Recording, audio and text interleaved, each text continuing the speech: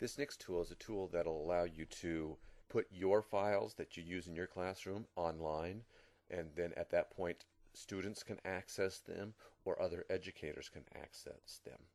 At the same time, you can get on this same resource and you can look and see what other educators have put on their Scribd accounts so that you can maybe use it in your classroom as well. The tool is called Scribd, S-C-R-I-B-D, and you access it by going to scribd.com. And basically what it is just a file sharing or a file storage system that is online. It is getting bigger and bigger. I've been using it for about 2.5 years, but it is getting to the point now where you can even put your stuff online and make it available for purchase. There are books that are now being put onto Scribd where you can read them on Scribd or you can purchase them on Scribd. But we're going to use it for educational use. We're going to use it as a tool that we can put our files online so that students can access it, or we're going to use it as a method for getting files that we could use in our own classroom. First thing you'll need to do, just like all these other things, is you're going to have to create an account.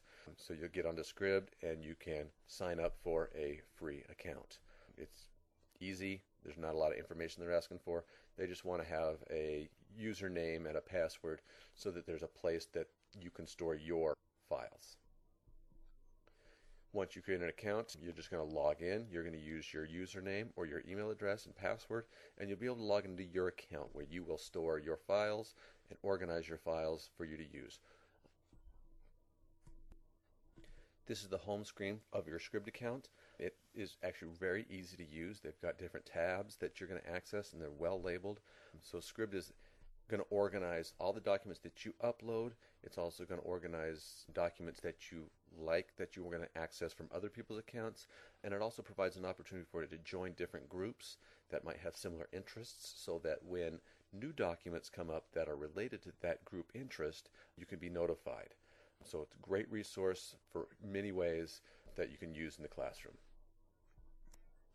When I started using Scribd, there were very few other people on Scribd already, so there weren't a lot of files for me to choose from. So I primarily used it only as a place to store my files. This was really convenient because it allowed me to put any file that I created on the internet. It was just online so that I could access it from any computer I wanted.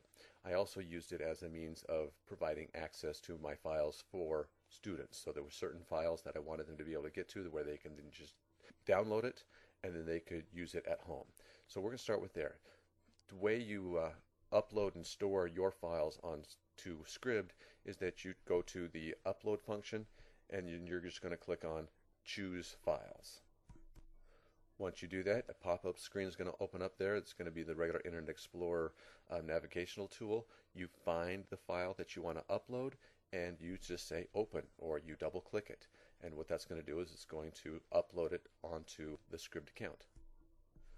Once you upload it, it's going to want you to organize it somehow. So you're going to want it's going to want you to give it names so that you can easily identify it. So go ahead and give it a name so you can identify it on your Scribd account.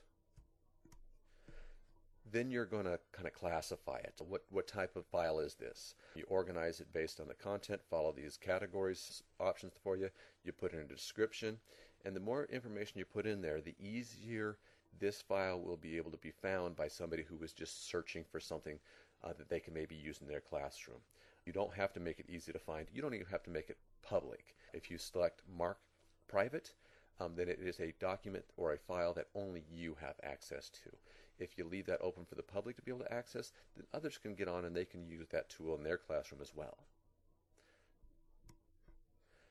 If you mark it private, you can still have students access it, but you're going to just give them a specific URL address that they will go to get your document, even though you've marked it as private. A private document can be accessed by anybody who you give the URL address to. So you can mark it private, only you and your students can get to it, and other people can't. If it is a good file, go ahead and open it up for public use and share the wealth. This screen here allows you to do a couple things. One, it allows you to send emails to people to indicate that these files are now available to them. Another thing it does is that the blue box here, it will give you a URL address that will provide access to all the files as one big group. So if there's a number of files that are kind of all linked together, that are all for one project or one assignment, you can use this URL link as the link to access all the documents together. Or you can use individual URL addresses to access the files independently.